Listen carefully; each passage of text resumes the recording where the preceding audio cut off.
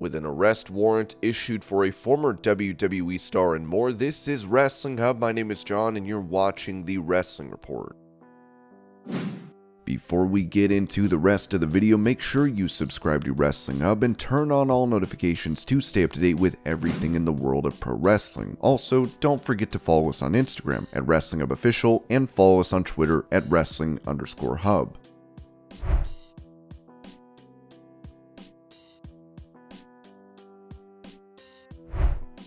Speaking about a potential feud between the Judgment Day and the Bloodline, Damian told the 5 Count that it's hard to pick one over the other, but I'd be a lie if I didn't say at some point we need the Judgment Day and the Bloodline to get in there and mix it up. I want my name to live forever. I want the fame and the fortune and the stardom that comes with being the main WWE superstar. I have to do that. I have to run through Roman Reigns. That has to happen. At some point, I'm sure it will. We'll cross paths down the line. That's always the thought in my head. Before it's all said and done, me and him need to square off. We need to handle some business together. I know that'll be great when it does happen.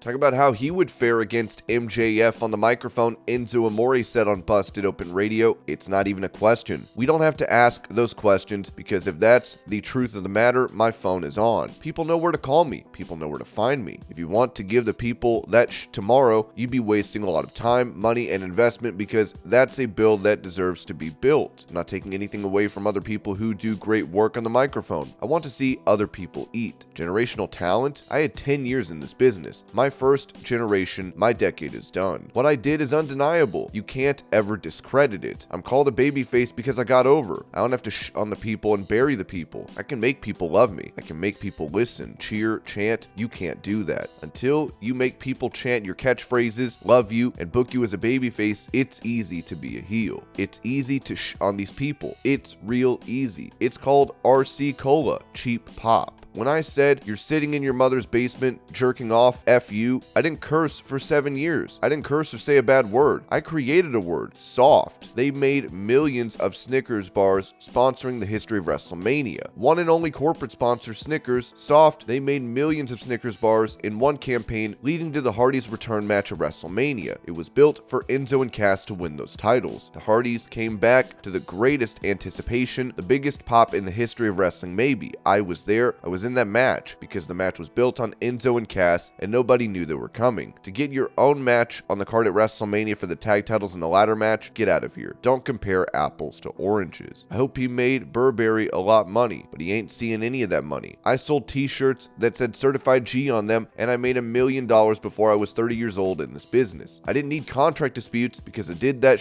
on a rookie contract with merchandise sales. Don't ever compare apples to oranges. Don't ever disrespect me. 5 minutes? Brutalize him. You give me 5 minutes on a live microphone, I'm trending #1 in the world. When is the time you drew a 2? When CM Punk got there is when they drew a 2? If I show up on that screen, you're getting the #1 trend in the world, guaranteed, with or without MJF on the screen. I didn't have to be there when Cash showed up, and he trended. I trended #5 on my couch. It wasn't Wardlow trending, it wasn't Cass, it was Enzo trending. Not WWE, not AEW, not MJF. There's no 3 letters that can hold me. I don't have to on people. I don't have to take cheap shots. I don't have to curse on a microphone in front of people. I don't have to. It's not what you say, it's how you say it.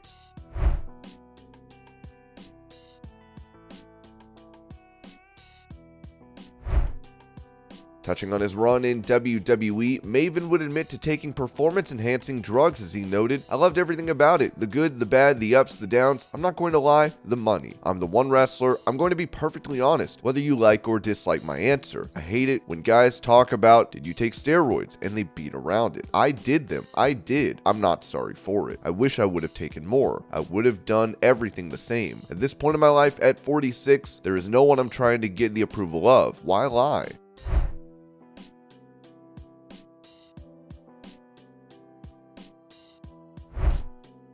Recalling Goldberg's kick to Bret Hart from WCW, which gave the latter a devastating concussion that forced an early retirement, Eric Bischoff mentioned that, "I'm looking at Bret bouncing his head off the concrete or the ring post, whatever it was, and if I had to put money on it, I would put it on that concussion occurring on that bump as much or more so than the kick to the head." I'm not saying that to be controversial. I'm not saying that out of disrespect to Bret. I'm just pointing out what I think is something that is at least worthy of discussion if we're going to keep blaming Bill Goldberg for that concussion. Because I'm not sure if this was played in front of a jury, you could convince a jury that that was true.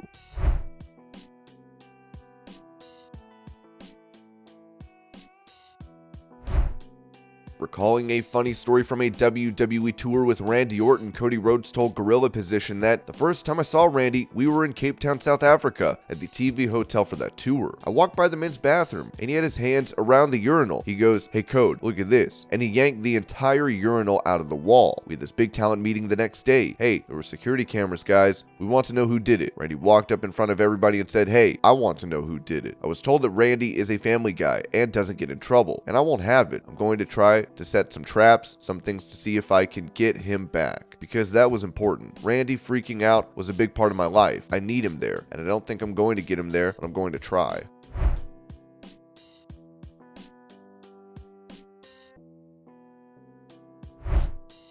Touching on the recent firing of former NXT Women's Champion Mandy Rose over her adult content page online, Kevin Nash said on his podcast, "That's my problem. If you're a 1099, if she's in wrestling gear and she's got the NXT belt, absolutely crosses the line. If she's her, I guarantee you that the person that's on that picture is the same one that's on her driver's license. And I guarantee you that the check that gets paid to that person is not to Mandy, to the wrestling name." I think, again, that's the thing. It's just, you're either an independent contractor or you're not. In this case, obviously, she's not making, I don't think that Mandy would, if she was making 7 figures, be doing anything to subsidize her employment and or income as she's doing right now. Obviously, she's not making enough money. She's not doing anything illegal. It's not like she's a prostitute. It's not like she's not doing anything that's against the law, you know?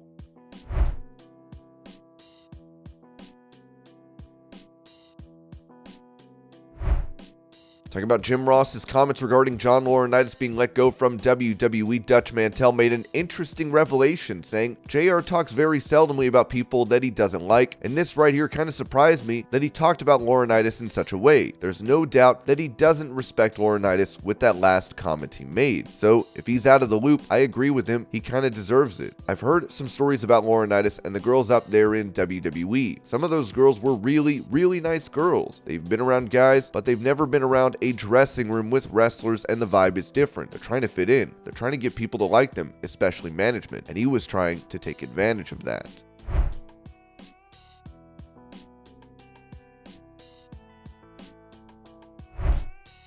When asked if Kenny Omega's AEW contract would expire in January, Dave Meltzer replied on Wrestling Observer Radio, January 30th or February 1st. Asked if Omega's contract was extended, Meltzer said, "But AEW is currently advertising him for the Winnipeg show that's in March. Does this mean his contract has been extended to make up for the injury time, or has he signed a new contract? As far as I know, he hasn't signed a new contract, and I would think if he had, they would have sent out a release like they did for Chris Jericho and Jon Moxley. But because he had all that time off with the injury, I think that they froze it and will extend it."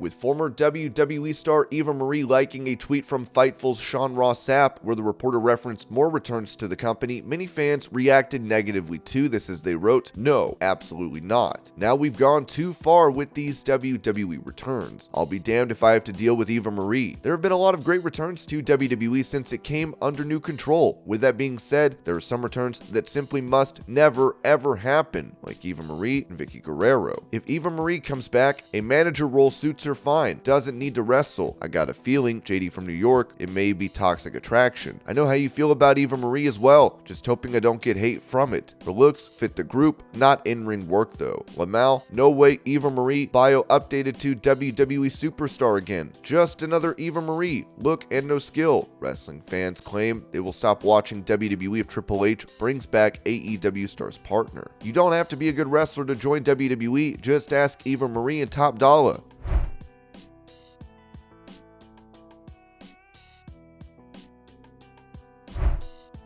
With Matt Riddle out of action from WWE for the next few weeks, he was recently spotted kissing an adult film star. Now, another adult film star has called out Matt Riddle, taking to Twitter to write, "Does it make you feel better about yourself to kick people when they're down? Try to imagine for 1 second, the man you've spent the last 6 months with, who said 'I love you' for the first time 2 months ago, is all of a sudden making out with someone else who is in your industry. And then, rather than keeping plans for Christmas and New Year's Eve, he's going to rehab? Do you have any idea how confusing and hurtful that is?"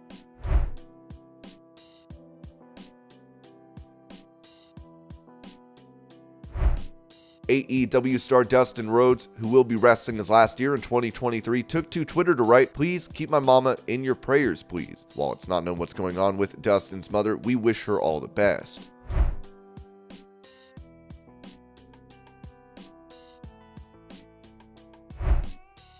It seems an arrest warrant has been issued for a former WWE and TNA star, as PW Insider reported. A bench warrant calling for the arrest of former WWE developmental and Impact Wrestling star Raka Khan was issued on December 14th in Texas. The warrant was issued after she failed to appear for a trial earlier this month to face charges of interference with child custody and aggravated kidnapping facilitate. She had been indicted on those charges back in August 2019, leading to her being listed as one of El Paso's most wanted fugitives after failing to appear in court. There are 2 court instances where her no-shows led to her bail being revoked. She was finally arraigned in December 2019. She's being represented by a public defender. At a point, a bench warrant for her arrest was issued for missing a hearing but rescinded after she posted a $6,000 bond. In the state of Texas, interference with child custody is when someone takes or retains a child when that person knows that the taking or detention of the child violates a judgment or order. It is considered a state jail felony and can be punishable by up to 2 years in prison.